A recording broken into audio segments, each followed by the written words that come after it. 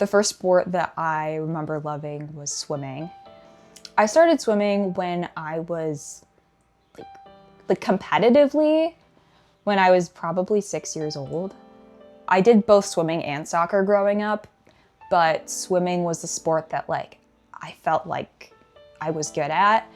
Soccer, I wasn't the best because not the most coordinated person ever, but swimming, there were no rules other than dive into the pool, go as fast as you can. And there was something therapeutic about just diving into the water every morning or every night for practice. Swimming gave me a self-esteem boost and a sense of community. I wasn't the most social kid growing up outside of sports, but sports were really where I had my people. So yeah, it really just gave me community, and it also gave me a sense of purpose, because I also wasn't necessarily the smartest person in school. I wasn't by any means not smart, but all of my friends were in super advanced classes, and I was well, I'm a really fast swimmer. After I switched to a more competitive team, I had always done competitive swimming, but when I really wanted to challenge myself, push myself more, I switched to the most elite team in the region. And my love for swimming really dwindled. I went from being what I felt very successful, and it was honestly a big ego boost being on the team that I was on before, to swimming with national youth record holders and just feeling like every single practice I was drowning. I ended up losing my love for swimming and dropping that. My mental health kind of went downhill as well, because the thing that was giving me purpose no longer made me feel good about myself. And I also lost a lot of friends by switching teams, and it was just so hard to make friends at that point because I was exhausted from the practices and I felt like crap about myself every time I would make it to the pool. And I ended up around that time developing an eating disorder. All of those factors kind of came into play, and I decided that I needed to stop swimming. After some time and after some treatment, I wanted to get back into sports and I wanted to make friends. And the first sport that came to my mind that had always been there in one way or another was running. The cross-country season was already, 2 weeks in, but I was I don't want to go back to swimming because I know it's going to be a lot. So I joined cross-country, and I was this is what my body is made to do.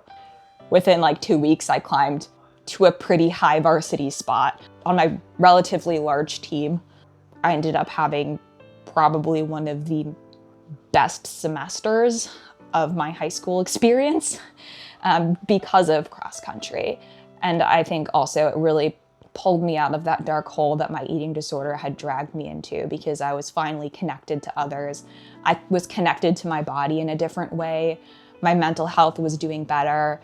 And yeah, my junior year was really marked by that, by finding my love for running truly and discovering what an amazing community running can provide. The first time I remember seriously running was in middle school. I joined cross country. That was mainly just to get in shape for soccer or whatever, and also because my parents had run.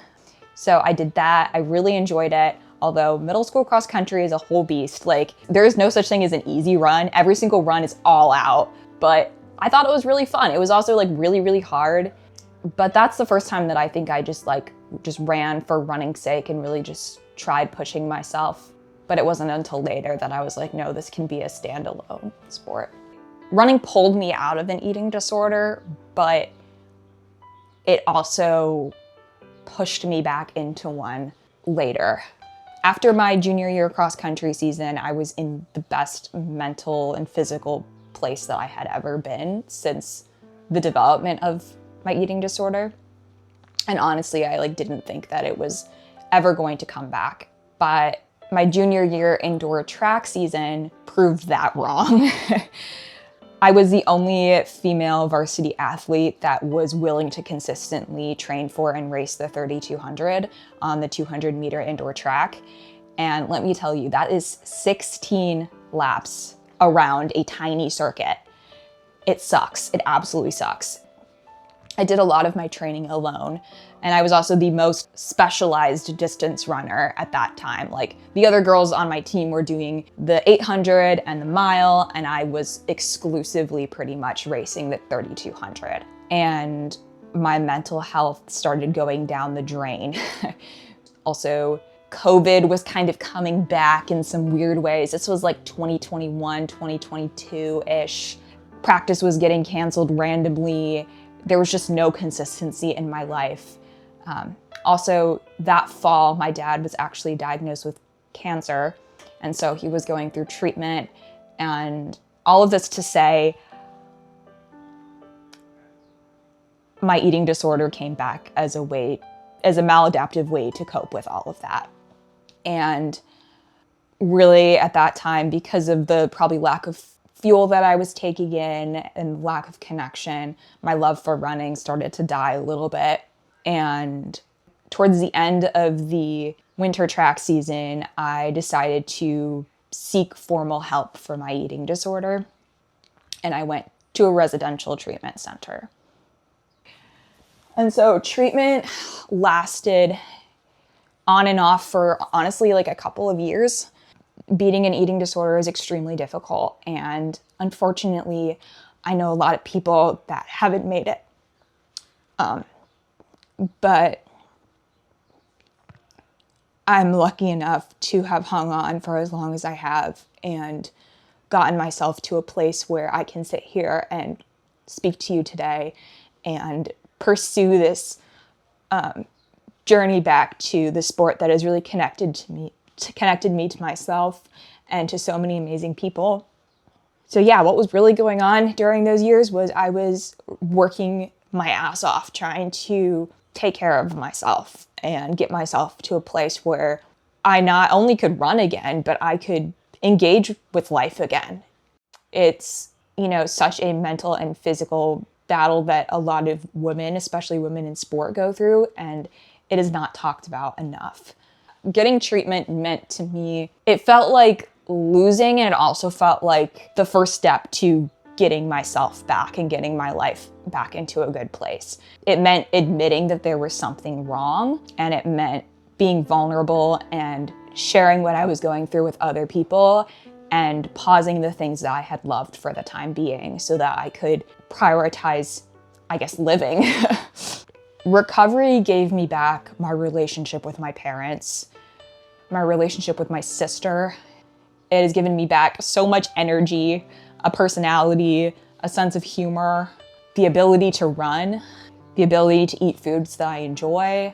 It has given me back my education, my brain, the ability to commit to things and execute things. That's not talked about either. It's, your brain is fried when you have an eating disorder oftentimes, or consumed with this other thing. Yeah, it's really just given me my life back.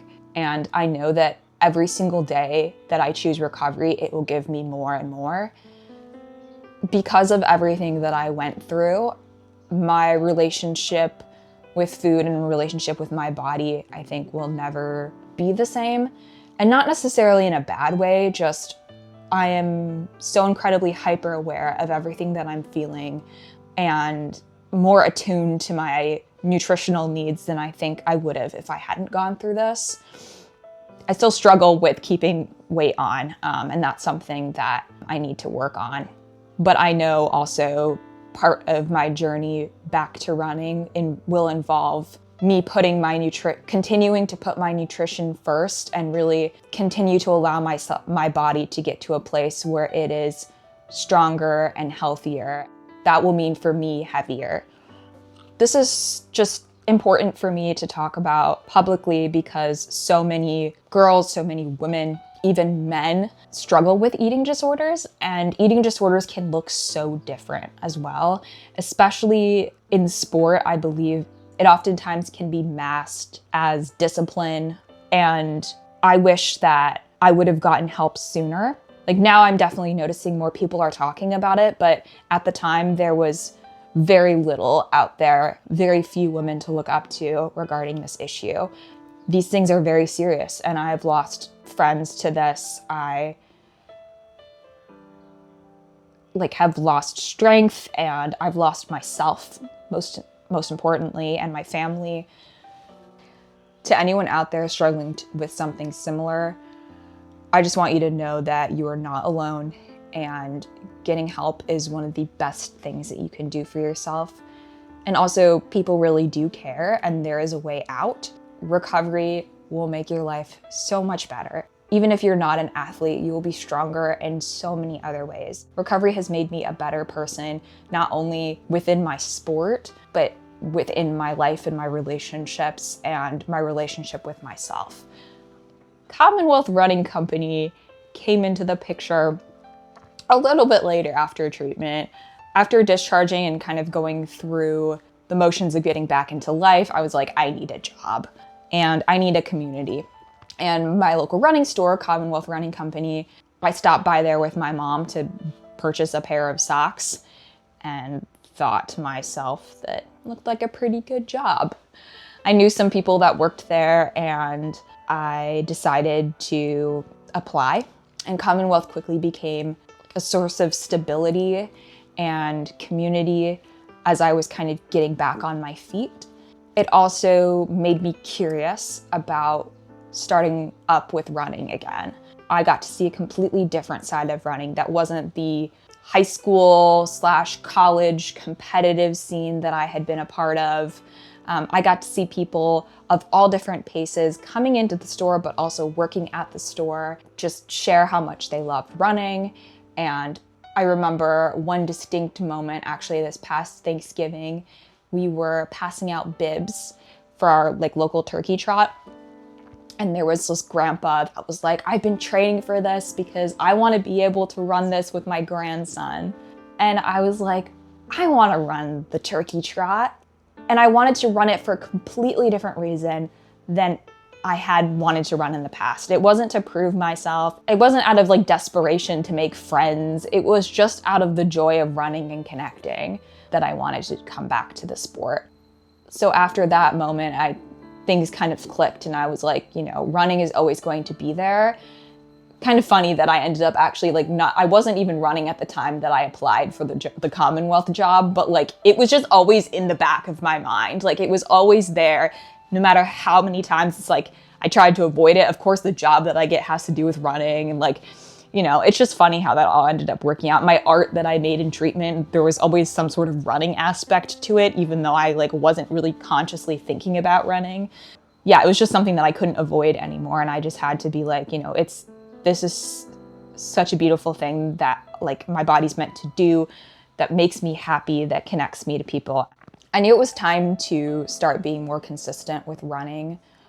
It was just about time, honestly. It had been a while that I had been out of treatment. I had gone back to school, and the school was going well. I had all of these other things that my life was built around that made it so that running wasn't going to be the only thing in my life. And I had also been exercising regularly in a healthy way, and that was going well. I had been lifting and cycling and all that. And so I was like, you know what, it's safe for me to go back. And I obviously consulted with my treatment professionals, the team that I'm working with, and they gave me the green card. I had everything else in my life kind of in a solid place, and running was just going to enhance my life further. It wasn't going to carry my life. I'm documenting my journey back to running because I want to be that role model that I didn't have growing up, especially when I was going through my eating disorder and I had to drop out. Also, I don't think the messiness of getting back into a sport is really talked about enough. And I want to be an example of balance in running as well. Duality in running is so important, because if you're running every single run as hard as you possibly can, if you're racing every single race to the absolute best of your ability, you're going to burn out. Running is so much more than a place to challenge yourself. It's, like I've said before, it's a place to build community. It's a place to get in tune with yourself.